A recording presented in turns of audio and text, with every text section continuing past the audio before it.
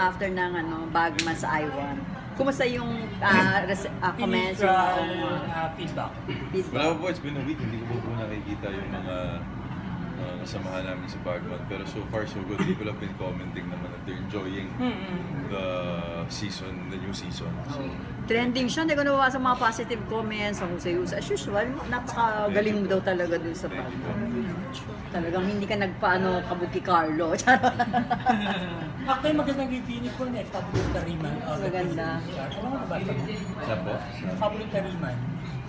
Ay, hindi ko po. Ito na, kaka-chat ko siya, forward ko sa'yo. Sige Sabi po. pa nga niya, you can quote me. Wow. I'm still waiting the review of Mario Tumbokon, formerly Manunuri at Jokes David, Manunuri rin. Pero based na ang dalawang bakla sa US. US. Mario, Pero hindi pa po available yung I1 sa US. yun ang sinasabi sa akin. Hindi pa po Bakit? available. Di ba Bakit? app lang Eh, yan? I think digital they're naman doing yan. something about it, pero digital. Ano ba mo yung sa cellphone, yung may nabibili, hindi na pwede doon? Di ba, sa... Hindi po. I think meron siya. Pero meron. Talaga? Parang mabayad sila. Hindi I po, think you have to pay. may restrictions po talaga. Within Susunod national lang po sa Philippine Philippines territory. lang. Philippine territory lang. Kaya pala. So magpaparegister mo na para sa territory sa... Hindi siya pwede ring access unless VPN from Philippines. Thank you so much. Yes, for Thank you for the info, MJ. Thank you talaga. Thank you for that. Tapos tinanong mo daw si Arjo, nalungkot ka doon? Hindi pala siya... Hindi naman po. I think ABS is trying to do something about it man. Obviously, we're getting into a new format. So, I'm sure they're gonna go... to be able to reach people abroad as well, or OFWs for sure. One day, magagawan din ng paraan yun. Is it possible na isagay din siya sa Netflix? Yung galing sa I Want na ilalagay sa... I'm not sure. Depende, Kasi ano? depende po yun eh. Competitive. Opo. Competition. Rival mo. Depends. Pero as of now, we're in I1 din po. Arjo, question. Yes. Yes, I'm Barbie. Barbie? Barbie. hello. May question ko lang, na-foresee mo ba ito after doing the season 1, na-pitch na ba talaga sa'yo na magkakaroon ng season 2 for Bagman? No, pero it was very unexpected. Kasi sabi ko nga na from season 1, we didn't know how people would accept it because it's very dark, you know. And especially as Filipinos, ang gusto na naman natin manood ng rom-com, manood ng diba? Let's be frank about it. You wanna watch comedy, you wanna watch rom-com. That's the only thing people wanna watch. And we didn't know what we were getting into, but given the opportunity to be able to dig into a new format of ABS, which is I1, we get to explore as actors. We get to explore new things, new characters that aren't meant for TV. Or if ever man, it's experimental for movies as well. There are also I Want originals, diba? So like us, we're an original series from I Want. And, they're coming up with new concepts that we're trying to get out there in the global market. So yun, I think. Additional na lang, na-watch ko yung excerpt lang din sa interview mo sa ENC.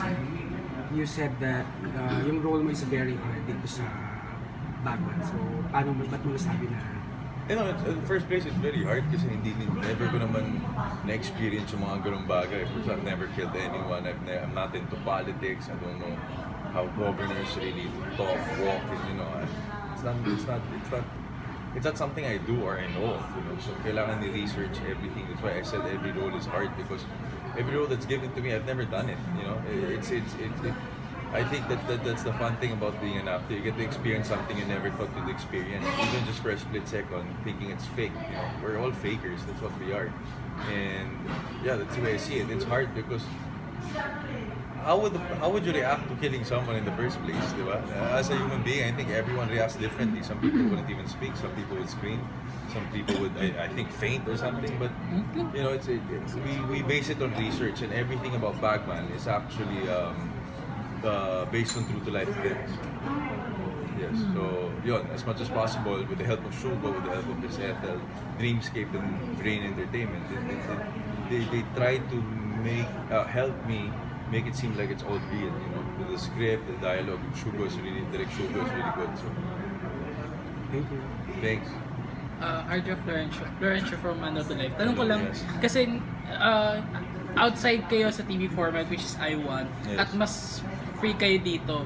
In terms of artistic freedom, nabigay nyo ba ng nag-ano rin ba kayo ng hindi pa nagagawa in online or free TV na mga eksena like yun nga, let's say Yeah. violence or Yes, of course. Oh, yeah, I get what you're saying. But, we have a scene like nung si Carlo binalin niya si Tito Joel sa ulo. I mean, that's not on TV. You can't Yes, do that. Tutok nga sa ulo, hindi nga pwede sa TV. Kaya nga nagtututok na kayo sa katawan pa rin. Diba? Because hindi nga pwede because we have kids watching on TV and you have to understand it. But on the internet, I think it's more, you can tell your kids what not to watch and, you can reprimand them from watching. But, I think the freedom of I enjoy it, no? I enjoy the freedom of artistry towards what we're doing sa Bagman is because not like TV, we're very, how should I say it? We're very compromised, diba? Kasi sa Bagman, like let's say, we're not doing it for the sake of making it look bloody. Bagman is not all about blood and killing people. We're not trying to make it seem like, oh, it's so gory. No, we're just, the freedom only gives us a better story to tell. You know what I'm saying? Mas na-enhance namin ang storya through telling you of how it really is and how it actually looks. Hindi siya pwedeng kwento lang na, pinatay niya. Hindi, let's show it. We can go as far as showing it. Hindi ko lang sinabi, pinatay pala. No. Because obviously, sometimes when TV or movies, may limits lahat yan eh. Diba? But on, what do you call this? On I1, wala kaming ganun. So we're going through scenes like yun nga, yung binalala ni Carlos, Tito Joel sa ulo. Scenes like that. Of course, I don't want to spoil more. But scenes like that, I'm just giving an example that, we get to explain better. Mas nakikwento namin, mas nasasakyan yung journey kasi walang limit dun sa pagkwento eh.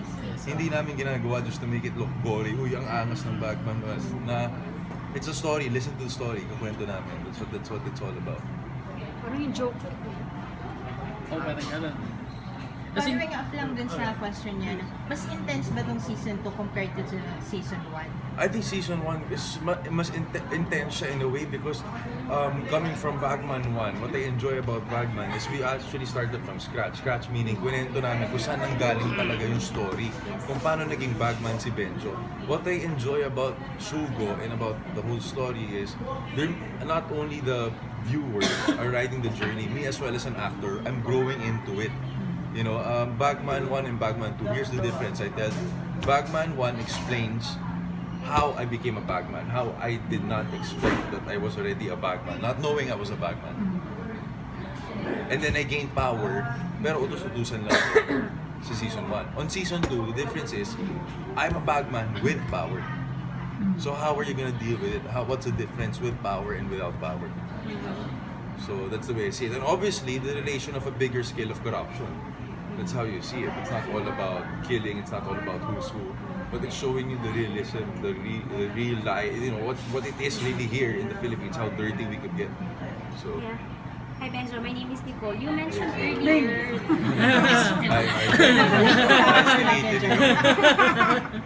You mentioned earlier that of course this is based on research and true to life stories, etc. For you personally, do you think there is a Benjo Malaya out there? Oh yeah. There is. You honest opinion, I'm not apolitical, but I rather keep my opinions to myself. But yeah, I think there is a Benjo Malaya. I think they're legitimate Bagmans. Even you could be a Bagman. I am a Bagman. Pag uto ka lang, like it's as simple as nauto. Bagman ka na eh.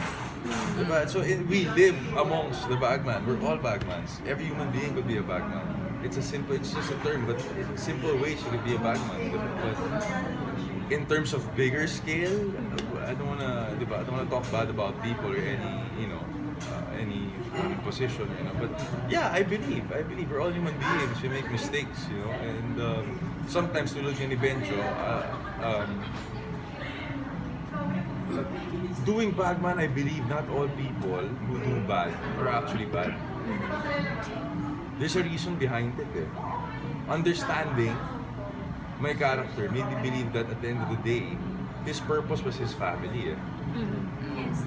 Diba? Merong pamilya kang iniisip Sometimes ayaw mo magnakaw, ayaw mo pumatay, ayaw mo Even if you don't have to, you think you have to because you're saving your family. Yeah.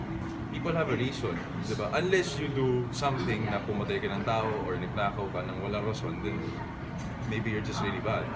But people with a reason, put yourself in, yeah, it's the circumstances of being in that situation would put you into something really bad. I mean, if you think about it, ikaw kaya nandun sa posisyon niya. Wala kang pera, sa kalsada ka. Anong gagawin mo? Diba, you do anything. Ang Pinoy para-paraan. Totoo yan. Diba? Mailusog. Oo, ang negosyo, ginagawa mong negosyo. So, for me, it's, you know, these people have a reason. It might be bad. But at the end of the day, if you think about it, it's all about love for family. That's the way I see it. That's one thing I think I've learned to understand. Not accept, but understand.